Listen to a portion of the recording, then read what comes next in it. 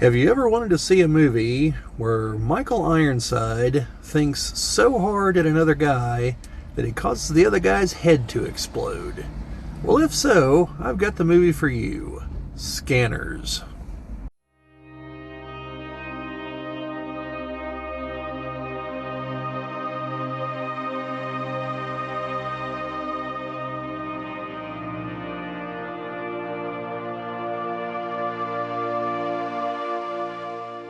This is the Geek Cabal channel. My name is Bobbie, and today we're going to be talking about the 80s sci-fi film Scanners.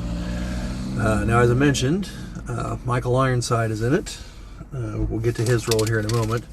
But let's talk about who else is in this movie. So we have Stephen Lack as Cameron Vale. He's essentially the main character, although he's not in fair chunks of the movie. Jennifer O'Neill as Kim Obrist. Patrick McGoohan, I don't know, as Dr. Paul Ruth. Now, the other two that I've mentioned so far, they've been in several things, but nothing really jumped out at me as definitive. Well, I take that back. Jennifer O'Neill was in the recent movie, I think came out last year, about Reagan, that had Dennis Quaid as Ronald Reagan.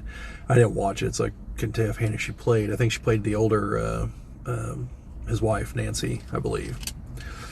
But anyway, so Patrick McGoohan, on the other hand, he does have some notable credits. Among them, he played Longshanks, the English king, in Braveheart. So, now in most of the movies I've seen him in, he definitely has like that exaggerated accent, and it's not always the English accent, but his voice has that to it, and it's not present here. Now I say that because I've also seen him in an episode of Columbo where he played I think a mortician, I think, runs a crematorium, and didn't have an English accent, but he had like that kind of something to his voice, and he doesn't have it here. That's why I wasn't sure it was him until I looked him up in the credits, because it looked like him, but it didn't sound at all. It didn't sound very much like him. And then, of course, Michael Ironside as Daryl Revick, who is our villain for the most part in this movie. So, what's it about? I should also mention that this was written and directed by David Cronenberg. Something of a fan of like body horror type stuff. So, the title of the movie refers to people who have been born with psychic abilities. They are called scanners because they can scan people's minds.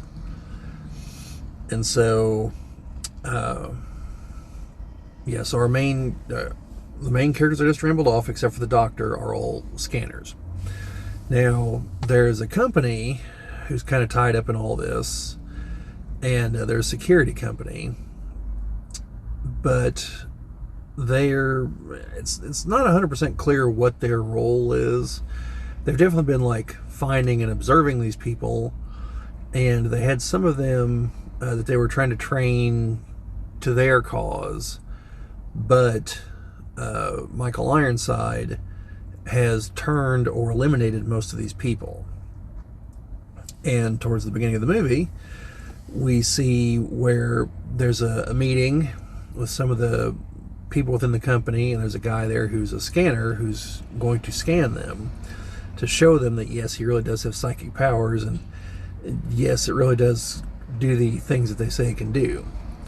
And so he's trying to get a volunteer from the crowd, and, Michael Ironside volunteers. And what the guy doesn't know is that Michael Ironside is also a scanner, and a more powerful one. And so once the guy starts scanning him, Michael Ironside pulls the old reverse Uno card on him, and then the draw 4, and blows up his head. Literally, like, explosion everywhere.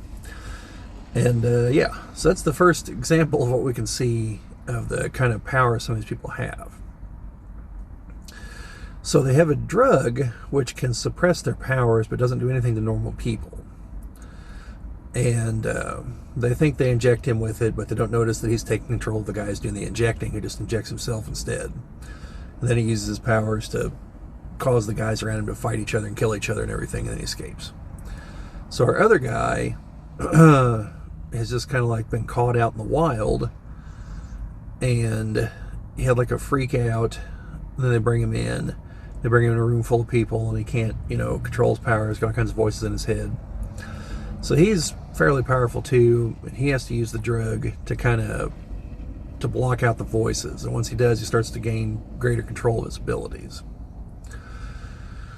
So then we got some back and forth weirdo corporate espionage kind of stuff going on. There's some big mysteries involved, and things unfold. We find out that there's also like a third group of these people who want nothing to do with Revok or with the company, and instead who have figured out that they can combine their powers, and it creates a very like euphoric feeling among them as they become essentially one mind, and also dramatically increases their powers.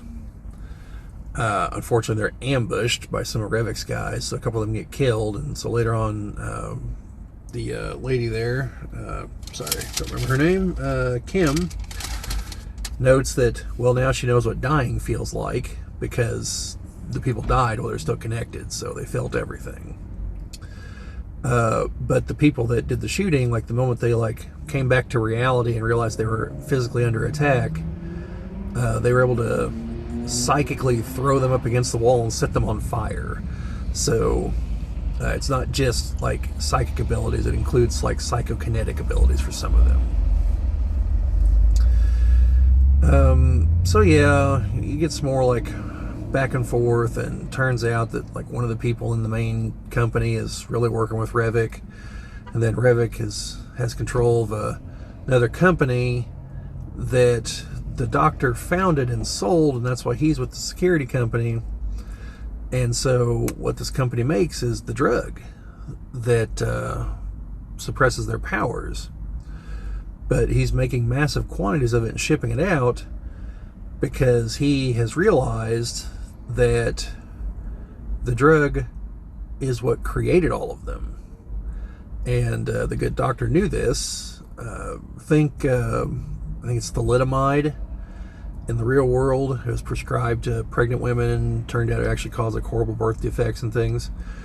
Well, similar concept. It was a drug that was made for various uses, and one of the things was for pregnant women, and so it was given to them, and they stopped using it really quickly because they realized that something had gone wrong, and the doctor figured out that it was because it created the scanners, the psychics. So that's how they were able to figure out who they all were. And he didn't realize that Revok and other people within the company had basically restarted the program. So they're shipping the stuff out and sending it out. They needed information from the other company's computer system, so they had the network of doctors to send it to. And as the movie progresses, you realize like the plan's already far enough along that definitely some women are pregnant with people who are going to have psychic powers. Because the woman is in the waiting room of one of these doctors and realizes she's being scanned, and she realizes it's the baby inside the pregnant woman. So that's the end game, though I don't think they really talked about towards what end, other than elevating the human race or something. Although Revok seemed to definitely want to be more like the leader of this new group, and not some altruistic, let's help the greater part of humanity kind of thing.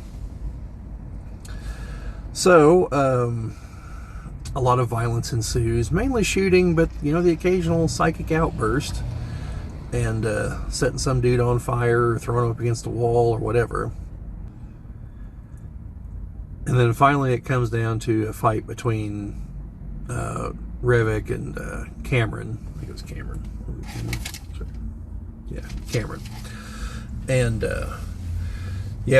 Revok really lays into him, sets him on fire, busts his eyeballs, all kinds of things, and the effort like causes like a massive vein to start bulging in Michael Ironside, and then they have it over with. And then once Kim comes into the room, Michael Ironside's the last one standing, but it's Cameron's mind inside of his body. So that's kind of where the movie ends there.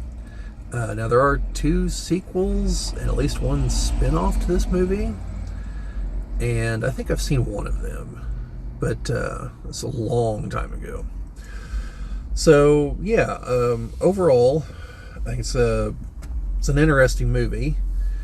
Definitely an example of how you can have like high stakes because the chemicals are going out. It's going to create more psychic people, whatnot, but not need a huge budget to do it, because we're never going to see the effects of the high stakes. It's literally just, here's this industrial facility and some tanker trucks and some computer control boards here and there, and but it's all in the dialogue.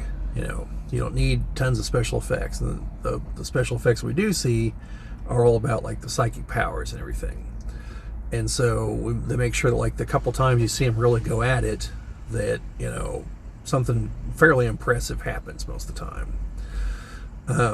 And by doing this, now you know what the characters can do. So then you have your lower level, typical like Magneto Professor Xavier fight, where everyone's like holding their temples and thrusting their hands everywhere and kind of acting like they're really pushing, and that kind of thing. This is like the precursor to that. So yeah, you have that. Then you do have the somewhat questionable Cameron at one point has to like use his powers on a computer, because the professor's like, well, you can, the computer has a mind just like you do. It has a nervous system just like you do. Just sync up with it.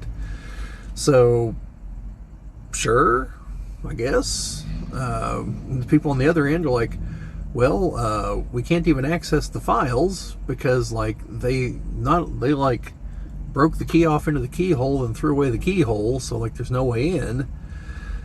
And so they have to go with the, well, in that case, can we just like self-destruct the computer and wipe out everything in it, and hopefully we'll catch him in the crossfire? So they go for it, and it doesn't quite work out the way they hope it does. The main guy gets all the information, is perfectly fine. The computer blows up and kills everyone in the room, though. So, wah, wah. But yeah. Overall, I think it's a decent movie. Probably 7.5, maybe 8, somewhere in there. I don't know if it's necessarily in like the ranks of, the hallowed halls of classic sci-fi, but it's close, I guess. I watched this on HBO Max, and at the beginning it had something about the Criterion Collection, so I guess they considered it worthwhile. The scene of the guy's head exploding is iconic.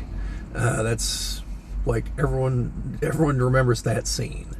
And then the cover of the box is Michael Ironside from the final fight with Cameron. So yeah, I mean, it's definitely worth checking out if you can. I'll have the usual affiliate links if they've got physical copies on Amazon. I don't think they'll have a rental, but they might have a rental on there. I don't know. I don't think they'll have a free thing, because when I looked it up, it was on HBO Max. So anyway, if I get around to watching the sequels, if I can find them, I'll do some videos on them. But yeah, if you get the chance, if you haven't seen it, definitely interesting. Like I said, it's an interesting precursor to like X-Men type movies, where you have people with powers that don't have like a flashy visual effect. So you've got a guy sitting there like, really hard. And so like this is like kind of the precursor to that. One fight in particular is a little silly in how it comes across, because it's literally just the main guy like focusing, and then like focusing over here, and then up here, and then over here, and it just keeps zooming in on his face, and then showing people getting thrown around. So it's it comes across a little absurd, But overall, the movie's it's a serious movie. It's not comedy or anything like that. It's very serious and very violent. You know, definitely some gore, especially when the dude's head just explodes all over the place in the final fight. But also, everyone's weapon of choice was a shotgun for some reason. I'm still trying to figure that one out. I guess they can't like dodge the shot or something. I don't know. Although they should be using slugs.